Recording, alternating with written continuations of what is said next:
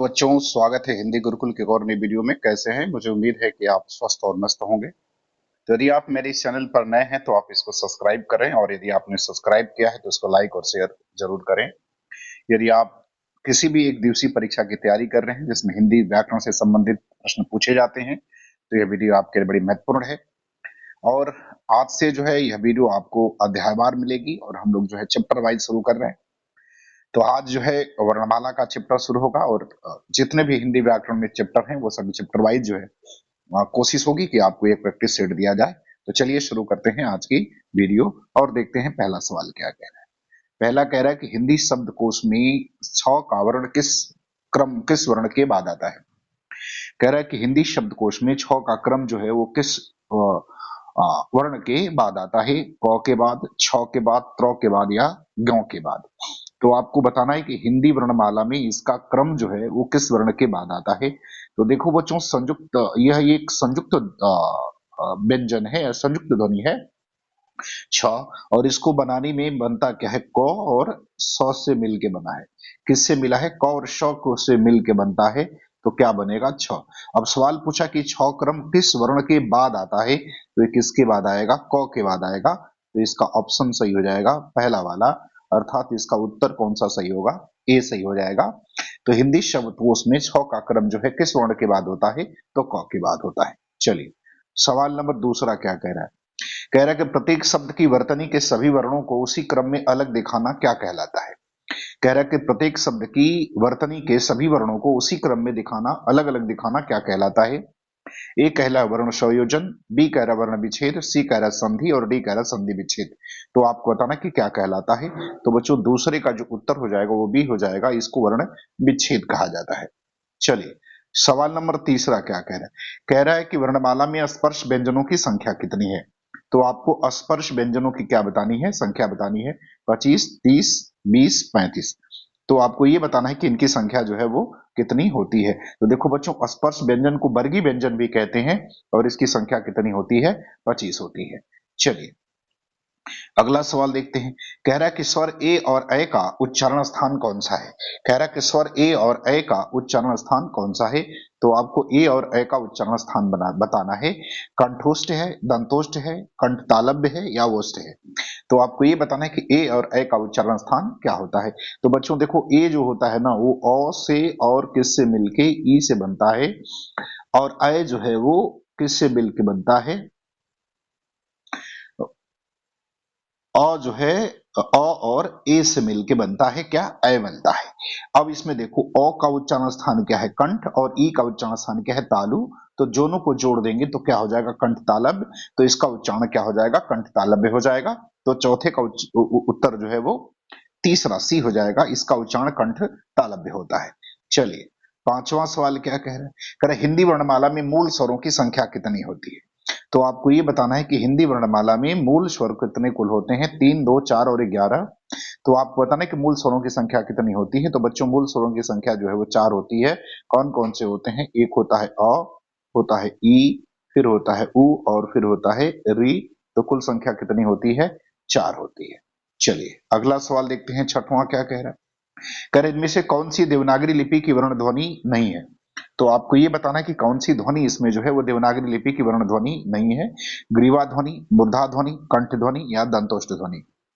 तो आपको ये बताना है कि कौन देवनागरी लिपि में किसका जो है इसमें प्रयोग नहीं होता है देवनागरी लिपि में। तो बच्चों इसमें ग्रीवा का प्रयोग नहीं होता है। बाकी जो है वो मूर्धा, कंठ और दंतोष्ठ, ये सभी जो है देवनागरी लिपि में क्या होती हैं? प्रयोग होती हैं। चलिए अगला सवाल क्या कह रहा है। कह रहा है किस व्यंजन का उच्चारण स्थान तालव्य है।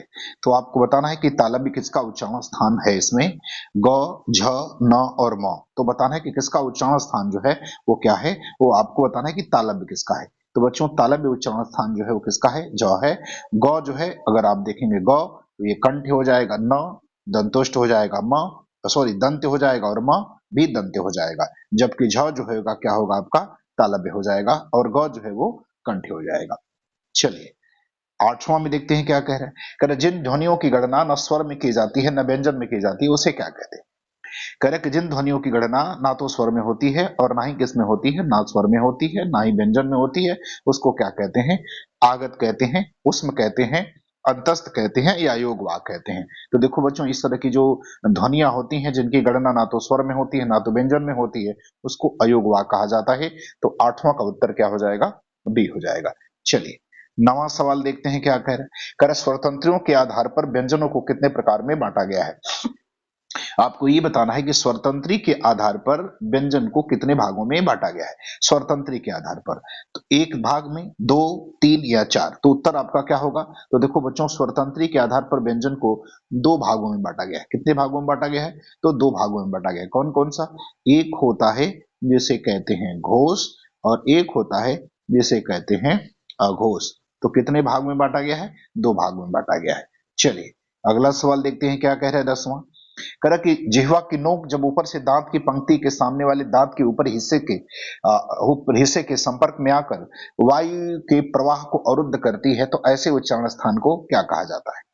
कह रहा है कि जिह्वा की नोक जब ऊपर के दांतों की पंक्ति के सामने वाले दांत के ऊपरी हिस्से के संपर्क में आकर वायु के प्रवाह को अवरुद्ध करती है, तो ऐसे उच्चारण को क्या कहा जाता है? ऐसे उच्चारण को क्या कहते हैं? दंत कहते हैं, मूर्धन्य कहते हैं, कंठ कहते हैं, या इनमें से कोई नहीं। तो आपको बचाना कि ऐसे उच्चारण स्थान को क्या कहा जाता है। तो बच्चों इसका उत्तर होगा इनमें से कोई नहीं, क्योंकि जो उच्चारण स्थान होता है उसको वर्ष कहा जाता है, उसको वर्ष कहते हैं। ये कहा जाता है जो ऑप्शन में आपके नहीं है, वर्ष कहते हैं इसको। ऐसा जो जिह्वा की नोक ऊपर के दांत के पंक्ति वाले हिस्से को संपर्क करके वायु को अवरुद्ध करती है, इसको वर्ष कहा जाता है। तो ऑप्शन नंबर बी इनमें से कोई नहीं। चलिए 11 में क्या कह रहा है? कह रहा है निम्न में दंत वर्ण कौन सा है। आपको ये बताना है कि कौन सा वर्ण जो है इसमें दंत है। स, प, ट और ह। तो दंत बताना है। तो बच्चों इसमें दंत जो हो जाएगा वो क्या होगा? वो स हो जाएगा। प जो होता है क्या होगा? तो प को अगर आप देखोगे तो प जो हो ओष्ठ हो गया, ट मूर्धा हो गया, और ह जो हो गया वो कंठ हो गया। क्या हो गया? कंठ हो गया। तो उत्तर कौन सा 11 का सही हो जाएगा? पहला वाला सही हो जाएगा।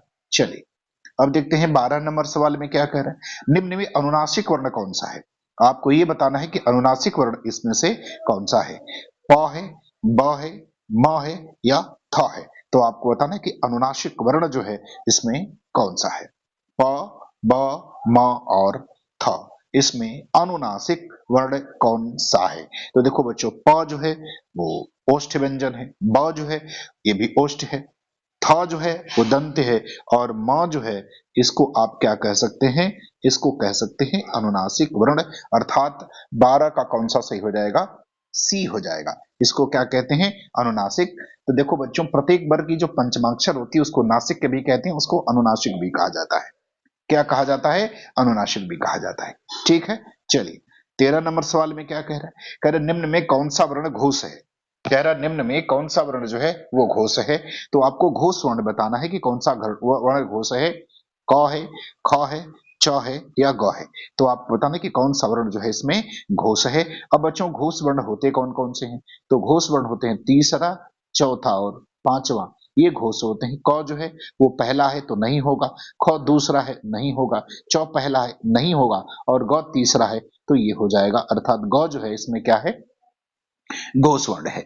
चलिए अब देखते हैं 14 में क्या कह रहा है। कह रहा है निम्न में अंतस्थ व्यंजन कौन सा है। कौन सा पूछा है? अंतस्थ व्यंजन पूछा है। कौन सा है? क, च, ट और य। तो कौन अंतस्थ है ये आपको बताना है इसमें। तो देखो बच्चों, क जो है वो कंठ है, च जो है वो तालु है, ट जो है वो मूर्धा है, और य जो है वो अंतस्थ हो जाएगा। तो उत्तर आपका 14 का डी सही हो जाएगा। 14 का क्या सही होगा? डी हो जाएगा। चलिए अब देखते हैं सवाल नंबर 15। कह रहा है कि प, फ, ब, भ, म ये व्यंजन होते हैं। तो आपको ये बताना है कि सभी के सभी व्यंजन क्या होते हैं। प, फ, ब, भ, म क्या है? दंत है, ओष्ठ है, तालव्य है या कंठ है। तो 15वें का उत्तर दो भैया होंगे क्या? तो सभी के सभी क्या है? ओष्ठ व्यंजन है। सबका उच्चारण कहां से होता है? होंठ के आपस में संपर्क होने से होता है। चलिए अब देखते हैं 16 नंबर सवाल क्या कह रहा है। कह रहे दो व्यंजन जब एक साथ मिलते हैं तो क्या कहलाते हैं। कह रहा है कि जब दो व्यंजन जो होते हैं एक साथ मिलते हैं तो उनको क्या कहते हैं? संयुक्त व्यंजन कहते हैं, अल्प प्राण कहते हैं, अंतस्थ कहते हैं या महाप्राण कहते हैं। तो कह रहा है कि जब दो व्यंजन आपस में क्या होते हैं? मिल जाते हैं तो उनको क्या कहते हैं? तो उनको कहा जाता है संयुक्त व्यंजन। तो ऑप्शन सही कौन सा हो जाएगा? तो बच्चों ऑप्शन सही हो जाएगा पहला वाला। ठीक है। चलिए अगला सवाल देखते हैं क्या कह रहा है। कह रहा है वर्ण तालिका में के अनुसार ह्रस्व दीर्घ और प्लुत क्या है। कह रहा है कि वर्ण तालिका के अनुसार ह्रस्व दीर्घ और प्लुत ये सभी के सभी क्या है, ये स्वर हैं, व्यंजन है, मात्रा है या विसर्ग है। तो वर्ण तालिका के अनुसार बताना है कि ह्रस्व दीर्घ और प्लुत क्या है। तो बच्चों वर्ण तालिका के अनुसार ये सभी के सभी क्या है, स्वर हैं। तो 17 का उत्तर कौन सही हो जाएगा, पहला वाला सही हो जाएगा। चलिए 18 में क्या कह रहा है, कह रहा उष्म व्यंजन कौन सा है। आपको ये बताना है कि उष्म व्यंजन इसमें से कौन सा है, स है, म है, ल है या ज है। तो आपको बताना है कि उष्म व्यंजन इसमें कौन सा है, आपको उष्म व्यंजन बताना है। तो बच्चों उष्म व्यंजन इसमें कौन सा होगा, तो स हो जाएगा। उष्म व्यंजन कौन सा होगा, स हो जाएगा। श श श और ह ये सभी के सभी क्या होते हैं, उष्म व्यंजन होते हैं। चलिए अगला सवाल देखते हैं 19 में क्या कह रहा है। कह रहा है हिंदी वर्णमाला में अंतस्थ व्यंजन कौन से होते हैं। तो आपको बताना है कि हिंदी वर्णमाला में कौन से व्यंजन भैया अंतस्थ व्यंजन कौन से होते हैं। ए कह रहा है क ख ग घ, बी कह रहा है य र ल व, सी कह रहा है त थ द ध और डी कह रहा है च छ ज झ। तो आपको बताना है कि कौन जो है इसमें अंतस्थ व्यंजन होते हैं। तो बच्चों अंतस्थ व्यंजन इसमें हो जाएगा य र ल व, क ख ग घ कंठ व्यंजन, त थ द ध दंत व्यंजन, च छ ज जो है वो तालव्य व्यंजन। चलिए अब देखते हैं सवाल नंबर 20वां क्या कह रहा है। कह रहे हिंदी भाषा में कुल वर्ण लिपियों की संख्या कितनी है। तो आपको बताना है कि हिंदी भाषा में कुल वर्ण लिपियों की संख्या कितनी होती है। 44 होती है, 33 होती है, 52 होती है या 48 होती है। तो बच्चों हिंदी वर्णमाला में कुल वर्ण लिपियां जो होती हैं उनकी संख्या होती है 52, 52। तो 20 का उत्तर क्या सही हो जाएगा, सी सही हो जाएगा। चलिए 21 में क्या कह रहा है, कह रहा है कि मध्य स्वर किसे कहते हैं। तो आपको ये बताना है कि मध्य स्वर जो है वो किसे कहा जाता है। तो आपको मध्य स्वर बताना है किसे कहते हैं। ऊ को कहते हैं, ई को कहते हैं, ई को कहते हैं या अ को कहते हैं। तो देखो बच्चों जिह्वा के प्रयोग के आधार पर 3 तरह के स्वर होते हैं, अग्र स्वर, मध्य स्वर और पश्च स्वर। अग्र स्वर का मतलब क्या होता है, तो अग्र स्वर में आ जाता है आपका ई ए ऐ, तो ये दोनों अग्र स्वर हो जाएंगे। ऊ आपका क्या हो जाएगा, पश्च स्वर हो जाएगा और अ जो है वो मध्य स्वर हो जाएगा। तो उत्तर कौन सा सही हो जाएगा आपका, उत्तर डी सही हो जाएगा। कौन सा उत्तर सही होगा, तो उत्तर आपका डी वाला सही हो जाएगा। तो आंसर कौन सा, डी सही हो जाएगा। चलिए अगला देखते हैं 22 में क्या कह रहे हैं। कह रहे निम्न में कंठ वर्ण कौन है। तो आपको ये बताना है कि इसमें से कंठ वर्ण कौन सा है। ए कह रहा है ई या श, बी कह रहा है अ ह विसर्ग, सी कह रहा है री ए स, डी कह रहा है री ल श। तो आपको बताना है कि कंठ वर्ण इसमें से कौन सा होगा। तो 22 का आपको बताना है कि 22 में कंठ वर्ण कौन सा है, अर्थात जिसका उच्चारण किससे होता है, कंठ से होता है। तो इसका बच्चों उत्तर हो जाएगा अ ह और विसर्ग। क्या हो जाएगा, अ ह और विसर्ग, ये सभी सभी क्या है, ये कंठ वर्ण है। चलिए 23 में क्या कह रहे हैं, कर प्र में पूर्ण वर्ण है। आपको ये बताना है कि प्र में पूर्ण वर्ण क्या है। प्र में आपको पूर्ण वर्ण बताना है। प्र प्र प्र प्र में आपको पूर्ण वर्ण बताना है।